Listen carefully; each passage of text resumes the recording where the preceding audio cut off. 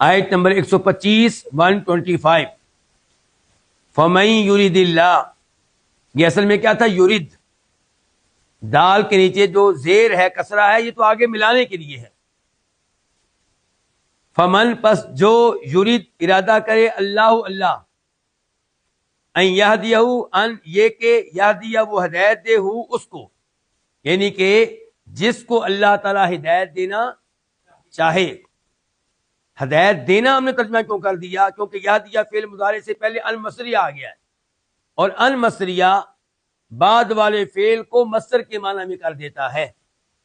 تو پس جسے اللہ ہدایت دینا چاہے، یشرح وہ کھول دیتا ہے، صدرہ اس کے سینے کو، للاسلامی اسلام کے لیے، ومن یرید ان یضلہ اور جس کو وہ بھٹکانا چاہے، جس کو وہ حق سے دور کرنا چاہے، یجعل وہ کر دیتا ہے، صدرہ اس کے سینے کو، ضیقاً تنگ، حرجاً انتہائی تنگ، حرجاً نہایت گھٹا ہوا، کأنما گویا کہ، یصعد وہ مشکل سے چڑھ رہا ہے، فی السماء آسمان میں. کذالک اسی طرح، یجعل اللہ تعالی ڈالتا ہے، الرجس گندگی، علی الذین ان لوگوں پہ، لا یؤمنون جو ایمان نہیں لاتے. پچھلی آیت میں اللہ نے بیان کیا تھا کہ نبوت و رسالت اللہ جسے چاہے دے اور جسے چاہے اس سے محروم رکھے. اب اللہ تعالیٰ اس آیت میں بتا رہے ہیں کہ ہدایت اور گمراہی یہ بھی اللہ کے ہاتھ میں ہے.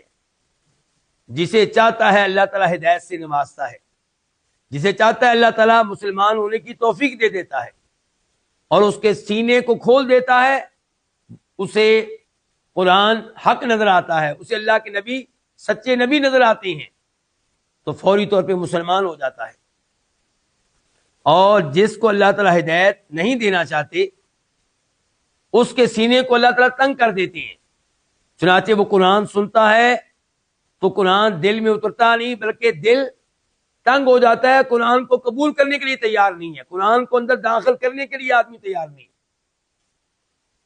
اس کو گھٹن محسوس ہوتی ہے قرآن کی تلاوت سن کر، اس کو گھٹن محسوس ہوتی ہے نبی علیہ السلام کی گفتگو سن کر. جب قرآن اس کے سامنے پڑھا جائے، جب حق کی اس کو دعوت دی جائے، تو یہ یوں محسوس کرتا ہے گویا کہ وہ آسمان پہ چڑھ رہا ہو. آسمان کی طرف کوئی چڑھے، اوپر جائے، مثال کے طور پہ پہاڑ پہ چڑھ رہا ہو، تو پہاڑ پہ چڑھنے کی وجہ سے بھی سانس لینا کیا ہو جائے گا؟ مشکل ہو جائے گا. اور ساتھ ساتھ جتنا اوپر جائے گا آکسیجن میں کمی ہوتی چلی جائے گی، اس وجہ سے بھی اوپر چڑھنا مشکل ہو جائے گا. اور بہت اوپر جائے گا تو شاید آکسیجن کم ہونے کی بجائے ختم ہو جائے گا. تو جس طرح اوپر چڑھنے والے کو اوپر چڑھنا بہت مشکل لگتا ہے، ایسے ہی اللہ نے ان کے سینوں کو تنگ کر دیا ہے. ان کے لیے اسلام کی باتیں سننا، قرآن سننا، نبی علیہ السلام کی باتیں سننا اور انہیں قبول کرنا بہت مشکل لگتا ہے، سینہ تنگ ہو جاتا ہے. تو اس آیت سے مجھ اور آپ کو عبرت حاصل کرنی چاہیے، اللہ کا شکر ادا کرنا چاہیے، یا اللہ تو نے ہمارے سینوں کو اسلام کے لیے کھلا کر دیا ہے. یا اللہ تیرا شکر ہے کہ تو نے ہمارے دلوں کو ایسا بنا دیا ہے کہ ہم حق کو قبول کرتے ہیں، قرآن کو قبول کرتے ہیں. قرآن کی تلاوت سنتے ہوئے ہمیں سکون ملتا ہے، ہمیں راحت ملتی ہے، ہمارا دل خوش ہوتا ہے. الا بذکر اللہ تطمئن القلوب. اور جہاں تک تعلق ہے ان کا جن کے سینے اللہ تنگ کر دیتا ہے، ان کا قصور کیا ہے؟ اللہ نے کہا فلما زاغوا ازاغ اللہ قلوبہم، جب وہ ٹیڑھی چال چلے تو اللہ نے ان کے دلوں کو ٹیڑھا کر دیا. اللہ کہتے ہیں وَنُقَلِّبُ أَفْئِدَتَهُمْ أَبْصَارَهُمْ كَمَا لَمْ يُؤْمِنُوا بِهِ اول مرہ. جب ایمان آیا، حق آیا، قرآن آیا، نبی آئے، فوراً ان کو ایمان لانا چاہیے تھا. فوری طور پہ ایمان لے کر نہیں آئے، مذاق اڑایا، تکذیب کی. اللہ نے سزا یہ دی کہ اللہ نے ان کے دل ہی پھیر کے رکھ دی. ان کے دلوں کو اب حق نظر نہیں آتا، اللہ نے ان کی آنکھیں پھیر دی، ان کی آنکھوں کو حق دکھائی نہیں دیتا. آخر میں کہا اللہ تعالیٰ نے اسی طرح اللہ تعالیٰ گندگی ڈالتا ہے ان لوگوں پہ جو ایمان نہیں لاتے. جب ایمان نہیں لائیں گے، ہر نئی عیت سن کے ایمان نہیں لائیں گے، ہر حق بات سن کے ایمان نہیں لائیں گے، آپ گندگی میں مزید آگے بڑھتے چلے جائیں گے، آپ کے کفر میں مزید اضافہ ہوتا چلا جائے گا. یہ آیت ان آیات میں سے ایک ہے جن کے ذریعے سائنسی طور پہ بھی پتہ چلتا ہے کہ قرآن واقعی کس کی طرف سے ہے؟ اللہ کی طرف سے ہے. جب یہ قرآن نازل ہوا 1400 سال پہلے، کیا کوئی سائنسی لیبارٹریاں موجود تھیں؟ خصوصاً مکہ میں موجود تھی، جہاں سے پتہ چلے کہ پہاڑ پہ چڑھیں گے تو آکسیجن کم ہو جائے گی، مزید اوپر جائیں گے تو ختم ہو جائے گی.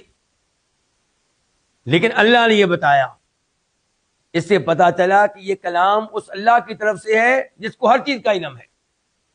اگر یہ بشر کا کلام ہوتا تو اس میں ایسی باتیں موجود نہ ہوتی.